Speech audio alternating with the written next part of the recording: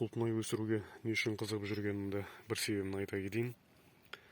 Бұл құлпынай деген өсімдік суыққа төзімді екен, және ыстыққа да төзімділігі шамалы. Сол себептен осыған кішкене қызығып жүрмін.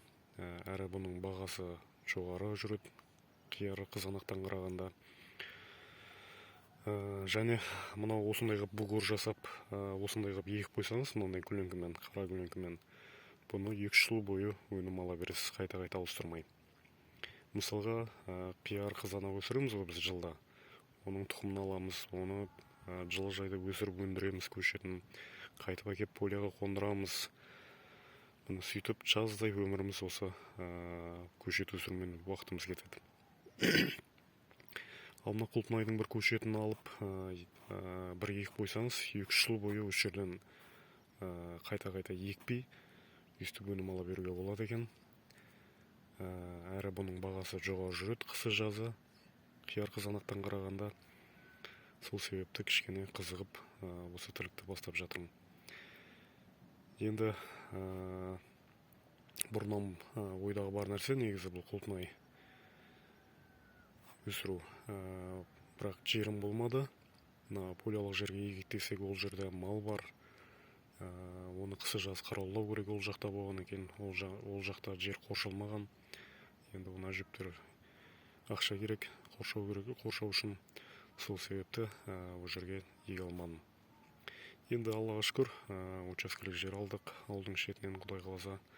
Бұны сол жерге жайлап ойымыздағы бар нәрселерді ақырындап егіп шетінен көріп жатырық. Қайсысы тиімді, қайсысы кішкене адамға табыс әкеледі, соны жылда егіп, осы былтырдан бері салыстырмалы түрде эксперимент дейді бұл былайша айтқанда. Сөйтіп егіп көріп жатырық. Енді мына құлпынайды егіп көріп жатырық. Енді бұл салада тәжірибем жоқ. Бірақ қанша дегенмен бірінші рет егіп жүрген адам емеспіз ғой. Сол себепті бұл соншалықты бір қиындық тудырады деп ойламаймын. Міне осыдан бір 50 шақты күн еккен көшетіміз осылай өнім беріп жатыр. Бұйырса, бұны тек қана қысы-жазы ғана өсіріп қоя салмай, жылыжайда да өсіріп, қыста өнім алуға әрекет жасау керек.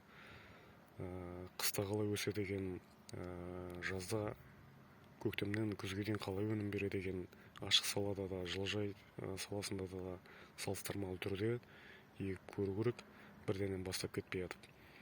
Сол кезде көресіз қаншалықты тиімді әрі пайдалы екен.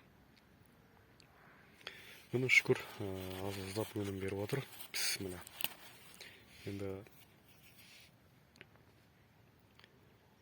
алғаш өсіргеннен кейін ба, құлпынай кішкене бізге қызық болып жүр. Сол себепті күніге бір аралап осыған назарымды аударып жүрмін. Енді татты болады, қанша дегенмен. Әр сорттың өзінің ерекшеліктері бар екен. Бұл енді Альбион деген сорт. Өзіме ұнап жүр әзірге. Көрейік, қалай өнім беріп, келесі жылдары қалай өзін көрсететін. Бісміллә.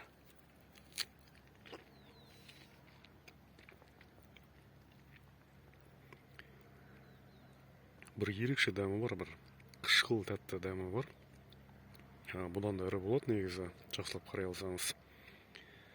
Жалпы осы сорт ұнап жүр өзіме.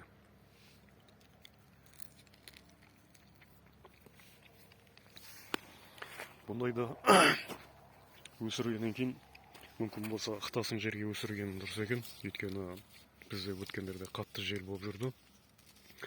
Мынау пәлектері сабаланады екен, орғыланып. Мүмкін болса жылыжайда немесе бір ықтасын жерге өсірсеңіз жақсы өседі екен. Және тыңайтқыштарын уақытылы беріп отырсаңыз, өнімді жақсы беретін сияқты. Енді кеше ғана егілген көшет, бұл әлі жақсылап тамырлап, жақсылап өсе қойған жоқ. Оның үстіне жақсы бір удобрение беріп те жатқан жоқпын жақсылап. Бірақ соған қарамастан өсіп жатыр. Бұйырса енді негізгі өнімді келесі жылы аламыз деп жоспарлап отырмық, Алла қаласа. Үйде кішкене жылыжайға да кеше көшет әкеп қыстай осы сорттан өсіріп көрсем ба деп едім. Енді өнім бергеншен көреміз. Бұл енді бір сату бір мақсатында емес, жылыжайға өсіріп жатқан өзімізге қыстай өсіріп мүмкін болса өнім беріп жатса қолтымай жеп көрсек па дейміз қыстай. Сол себепті әрі тәжірибе жинау үшін жылыжайда қалай өсетіндігі туралы, жылыжайда өсірген пайдалы ма, сол сияқты сондай бір мақсатпен жылыжайға да өсіруді бастап жатырмын, Алла берді. Енді көреміз, алдағы уақытта бөлісіп отырамын сіздермен қалай өнім бергенін. Міне осылай тіршілігіміз жасап жатыр ауылда. Мына неден мұртшадан шыққан көшеттерді уақыт болмай кетті. Сол бір-екі күнде Құдай қаласа осыларды қалтаға отырғызып қоямыз. Сөйтіп мынандай өліп қалған жерлеріне егетін боламыз. 1000 көшеттен 60 пен 80 штук, 1000 көшет еккен осы жерге 60 пен 80 штуктай өлген екен. Санап қойсам мынандай аламай қалған тамырлап. Міне сол жерлерге осы өзінен шыққан көшетті қондырып түпсам түгелдеп алсам ба деп жүрмін. Жалпы болады өсіруге микроэлементтер жетіспей жатыр. Өткенде айтқан болатын, бірақ реттеліп жатыр алдындағыдан қарағанда. Бұйырса көреміз енді қалай өсіп жетілетінін.